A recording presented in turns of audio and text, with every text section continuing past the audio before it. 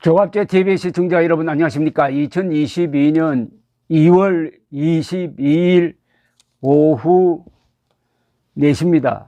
어제 있었던 선관위 주최 첫 법정 TV 토론은 주제가 경제라서 좀 딱딱했습니다. 그러나 시청률은 상당히 높았습니다. 30%대를 유지를 했습니다. 근데 토론이 다 끝나고 나니까 두 단어가 언론에 의해서 픽업되었습니다. 둘 다 이재명 후보와 관련된 말입니다. 이재명 후보가 한국이 곧 기축통화국이 될 것이다. 그러니까 국가 부채가 많아도 괜찮다는 취지의 이야기.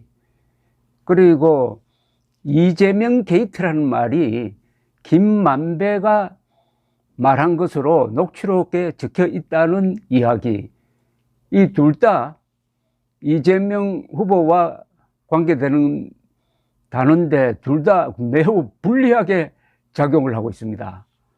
우선 기축통화국이 된다는 이 말은 문화일보 사설에 따르면은 이건 혹세무민이다라고 딱 단정적으로 이야기를 했고, 이재명 게이트란 말이 김만배 입에서 나왔으니까 이게 뭐가 있는 것 아니냐 하는 이 의심에 대해서는 또 아주 흥미로운 해석이 하나 나왔습니다. 강훈식 민주당 의원은 오늘 CBS 라디오에서 뭐라고 이야기했느냐 하면은 이재명 게이트에 대해서 입구에서 지킨다는 의미의 게이트인 것 같다고 해명을 했습니다.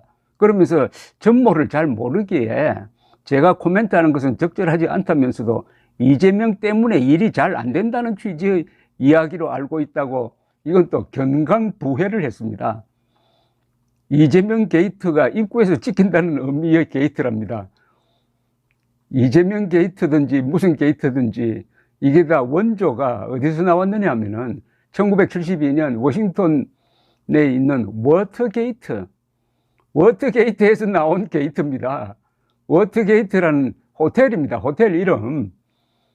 그 호텔에 민주당 선거사무소가 있었는데 이 닉슨의 부하들이 거기에 도청장치를 설치하려다가 붙들렸어요.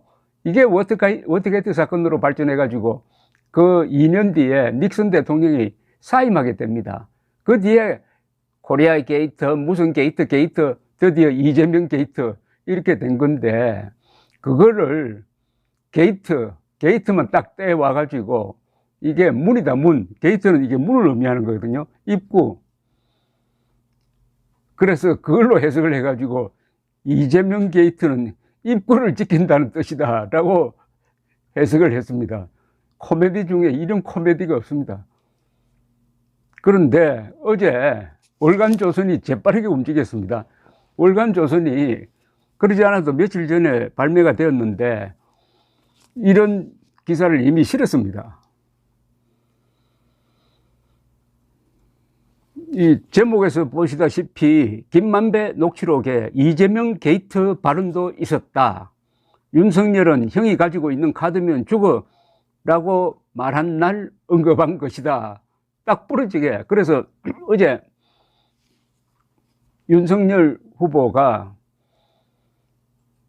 당신이 말한 그 녹취록에는 끝에 가면은 이재명 게이트라는 말도 나온다. 이렇게 딱 반격을 하니까 이재명 후보가 발칵해가지고 그거 사실이 아닌데 후보 사퇴할 생각 없느냐? 녹취록 공개를 하라. 이렇게 들이댔습니다. 그러니까 그걸 지켜보고 있던 이 기사를 쓴 최우석 기자가 재빠르게 녹취록 캡처 사진을 공개를 했어요. 참 요사이 언론이 대응하는 속도가 빠릅니다. 최우석 기자는 텔레비전 토론을 보고 있다가 이재명 후보가 이 김만배의 녹취록에 이재명 게이트라는 말이 나오는 걸 믿지 않는 것 같이 보이니까 바로 그 순간에 캡처를 인터넷에 월간조선 인터넷판에 공개를 해서 이게 쫙 알려지게 된 겁니다. 그런데 이 이재명 게이트라는 말이 나오는 그 전후 대화를 이렇게 유추해 보면은 그거는 돈과 관련된 게이트지 뭐 입구를 지킨다는 뜻의 게이트와는 아무 관계 없다는 것을 누구나 알 수 있는데 그게 입구 지키는 뜻이라고 하니까 이 사람이 혹시 착각한 것 아닌가 생각되는 게 이 언론 용어가 있습니다. 게이트 키프라는 말입니다. 게이트 키프. 그래, 문지기라는 뜻이죠. 게이트 키프라는 것은 뭐냐면은, 일선 기자가 기사를 써올 때 또는 취재를 할 때 그것이 정확하게 써졌는지 정확하게 취재했는지를 점검하는 사람을 게이트 키프라고 합니다. 그러니까 문을 딱 지키고 있다가 올라오는 정보를 점검한다는 뜻에서 게이트 키프라고 그래요. 게이트 키핑이라고 그럽니다. 그런데 이 대화를 읽어보면은 여러분 대충 짐작이 될 겁니다. 이 대화를, 이 월간조선에 실려 있는 이 대화를 한번 소개를 해드리겠습니다. 2020년 10월 26일 자의 대화입니다. 이 정영학, 김만배 이 두 사람 다 대장동 특혜 의혹 사건과 관련되는 사람이죠. 이름이 너무나 많이 알려져 가지고 보통 사람도 외우고 있을 정도의 이름입니다.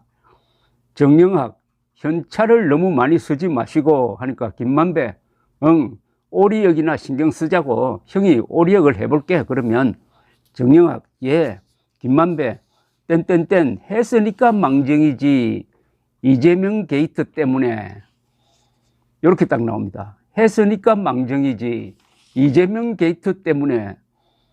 그럼 여기서 뭐 이재명이가 입구를 지킨다 그런 뜻과 해석이 됩니까 이거? 자, 그래서 앞뒤로 요 대화록을 취재한 최우석 기자는 이런 해설을 덧붙여 놓았습니다. 이게 아주 중요한 대목이죠. 이재명 게이트 발언은 열린 공감 TV에서 나오지 않는다. 이 부분은 입수 못했을 수도 있고 의도적으로 공개하지 않았을 수도 있다. 해당 대화의 앞뒤를 보면은 이재명 게이트가 구체적으로 어떤 의미인지 유추할 수 있는 내용은 나오지 않는다. 다만 대장동 사업으로 인한 배당금과 세금에 대해 이야기를 나누다 발언한 것으로 봤을 때 돈으로 인한 문제가 생길 경우에 대장동 개발 사업이 이재명 게이트로 비화할 수도 있다는 뜻이 담겼을 가능성이 크다. 이게 핵심입니다. 돈으로 인한 문제가 생길 경우 대장동 개발 사업이 이재명 게이트로 비화할 수 있다는 뜻이 담겼을 가능성이 크다. 김 씨와 정 회계사 사이에는 대장동 사업의 몸통이 이재명 후보란 인식이 깔려 있다는 것으로도 볼 수 있다. 이재명과 관계 있다는 겁니다. 이재명 게이트란 말이. 당시는 대장동 최초 보도가 나오기 10개월 전이다. 그러면서 연관 대화록을, 녹취록을 이렇게 또 붙였습니다. 이날 두 사람은, 이날이라면 2020년 10월 26일 두 사람은 만나자마자 이런 대화를 나누기도 한다. 김만배, 동규, 유동규입니다. 동규는 저쪽에서 탈출을 해서 사업을 하고 싶은 거지. 정영학, 네, 분위기가 좋은데 좋죠. 김만배, 아니 그런데 걔는 만약에 저기 가서 쫓아갔다가 부정한 일이 나타나면 난리 나는 것 아니야? 정영학, 요즘 이지사, 이재명입니다. 이지사가 여론조사도 김만배, 아니, 그런데 내 입장에서는 미스터 리, 이재명으로 보입니다. 미스터 리가 이게 돼. 그런데 척근이 옆에 있다가 걔를 감시하는 눈들도 많을 거 아니야. 정영학, 이제는 김만배, 그러니까 그게 겁나는 거지. 뭔가 이게 이재명과 연관되는 어떤 돈, 그리고 그것이 문제가 됐을 때의 이재명 게이트, 이런 식으로 연결되는 것 아닙니까? 여러분들 상상을 하면은. 최우석 기자는 대화를 보면 유동규 전 성남도시개발공사 기획본부장이 이재명 후보의 최측근임을 암시한다. 이 후보는 그간 유 전 본부장은 자신의 측근이 아니라 그 입장을 밝혔었다. 이 후보는 유동규 측근설에 대해 측근이라면 정진상, 김용 정도는 돼야 하지 않나라고 했다. 그러면서 김 씨는 유동규 씨의 돈 문제가 터지지 않는다면은 이 후보가 대통령이 될 것으로 예상한다. 이렇게 지금 최우석 기자가, 취재한 기자가 자신의 소감을 이렇게 적고 있습니다.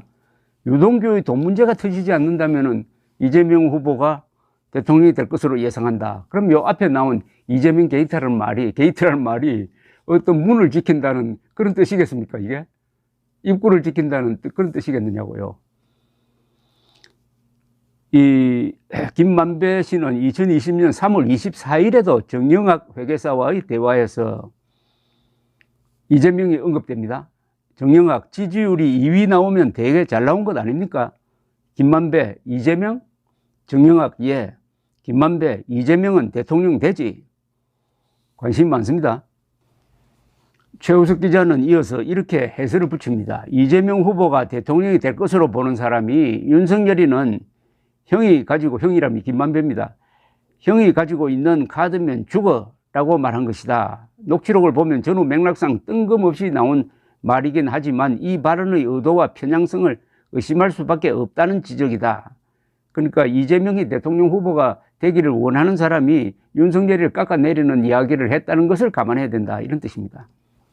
이 기축통화국 문제에 대해서는 딱 부러지게 이 문화일보 사설이 혹세무민이라고 단정을 했는데 그 사설을 하나 소개해 드리겠습니다. 이 문화일보 사설을 제가 가끔 소개를 하는데 우리 언론 중에서 가장 정확하게 용감하게 주장을 펴는 사설이 저는 이 문화일보라고 봅니다. 양비론을 가능한 피합니다. 그러니까 나쁜 건 나쁜 거다 이렇게 이야기를 하지 나쁜 점도 있고 좋은 점도 있고 뭐 이렇게 이야기하지 않습니다. 기축통화국 곧 되니 나랏빛 늘려도 된다는 혹세무민 제목이래요. 이재명 더불어민주당 후보의 기축통화국 및 국가채무 관련 언급은 새삼 관심을 끌었다. 이 후보는 우리가 곧 기축통화국으로 될 가능성이 매우 높다고 밝히고 국가 부채 비율은 세계에서 가장 낮은 축에 속한다면서 지금 매우 낮아서 충분히 국가채무 여력이 있다고도 했다. 우선 곧 기축통화국이 될 것이라는 예상은 사실과 거리가 한참 멀다. 어느 나라든 기축통화국이 되고 싶어 하겠지만 원한다고 되는 것이 아니다. 기축통화국 개념이 국제법적으로 공인된 것이 아닌 만큼 여러 측면에서 사용된다. 그러나 통화를 마구 찍어 국가 부채를 떠넘겨도 된다는 의미에서의 기축통화는 사실상 달러 하나뿐이다. 이 후보는 국제통화기금의 특별인출권 SDR입니다. 특별인출권 통화를 지칭하는 듯하다. 그러니까 기축통화가 이 달러를 지칭하는 게 아니라 국제통화기금 IMF의 특별인출권 통화를 기축통화라고 오해한 듯하다 이런 이야기죠. 민주당은 전국경제인연합회 보도자료를 인용한 것이라고 해명했다. 정경련 자료 제목은 원화의 기축통화 편입 추진 검토 필요로서 추진 검토 필요라는 3단계 유보가 말해주듯 당장 실현되긴 어렵다는 의미와 취지가 뚜렷하다. 전체 내용도 SDR 편입을 위해 동원할 수 있는 논리를 소개한 것이다. 이런데도 국민에게 곧 기축통화국이 될 것처럼 말한 것은 혹세무민에 가깝다. 이 후보의 문제 발언이 더 심각한 것은 평소에 국가 채무를 막 늘려도 된다고 주장해왔기 때문이다. 이 후보는 지난해 12월 소상공인들을 만난 자리에서는 돈을 더 풀어도 된다면서 국가 부채 비율이 100%, 현재는 50%입니다. 100% 넘는다고 문제가 생기지 않는다고도 했다. 이번 토론에서도 IMF나 국제기구들은 85% 정도까지 유지하는 것이 적정하다고 하는데 우리는 여전히 50% 정도밖에 안 된다고 했다. 2020년에도 이 후보는 IMF마저 40%에 불과한 국채 비율을 60% 선으로 끌어올려 재정을 운영하라고 충고한다고 했으나 당시 기획재정부는 그런 IMF 보고서는 찾을 수 없다고 반박했었다. 문재인 정권이 소득 주도 성장으로 경제를 더욱 어렵게 했는데 이 후보는 부채 주도 성장을 외치는 셈이다. 이런 위험한 인식은 국가 경제를 더욱 나락으로 빠뜨릴 뿐이다 라고 했고요. 여기 뭐 오늘 언론이 자세히 팩트 체킹을 하고 있습니다. 세계에서 기축통화라는 게 뭐 법으로 적혀 있다든지 지명되어 있는 건 아닙니다. 그냥 무역 거래 또는 외환 거래에서 어느 화폐가 가장 중심적으로 거래되고 이루어지고 기준이 되느냐를 보면 되는 거죠. 주요 통화별 외환 상품 시장 거래 비중에 딱 나옵니다. 통계가. 외환 상품 시장에 거래되는 통화를 랭킹을 냈습니다. 미국 달러가 88.3%입니다. 그리고 유로는 32.3%, 일본 엔은 16.8%, 영국 파운드는 12.8%, 호주 달러는 6.8%, 캐나다 달러는 5%, 스위스 프랑은 5%, 중국 위안 4.3%, 한국은 2%로 나왔습니다. 2%. 2%에 불과한데 어떻게 기축통화가 될 수 있느냐. 또 기축통화가 되려면 그것을 뒷받침하는 외교력, 군사력도 있어야 되고 무엇보다도 무역 적자국이어야 합니다. 무역 흑자국은 기축통화국이 될 자격이 없어요. 그만큼 적자를 감당할 수 있는 튼튼한 나라라야 기축통화국이 되는데 이 이재명 후보가 조금 아는 걸 너무 자신해가지고 많이 아는 것처럼 큰 소리 치다가 막 논리 비약을 일으켜가지고 발목이 딱 잡혀버렸습니다. 일단 어제 토론은 기축통화국과 이재명 게이트란 말을 유행시켰는데 이 둘 다 이재명 후보에게 득표상 불리하죠. 이게 바로 좌파적 자충수 아니겠습니까? 자충수라는 것은 뭔가 모르는 사람이 아는 척 할 때 나오는 겁니다. 또는 힘이 없는 사람이 힘 있는 척 하다가 헛발질을 한다든지 이렇게 해서 자충수가 나오는 거죠. 이 좌파의 속성은 특히 586 주사파 운동권 출신들의 성격상 특성은 무례하고 무식하고 무능한 겁니다. 이게 선거 과정을 통해서 여실히 드러나고 있습니다. 선거 과정을 통해서 586 극좌 운동권 출신들이 얼마나 허약한 존재고 웃기는 사람들인지를 하루하루 국민들에게 교육을 잘 시키고 있습니다. 선거는 민주주의 교육장이기도 합니다. 감사합니다.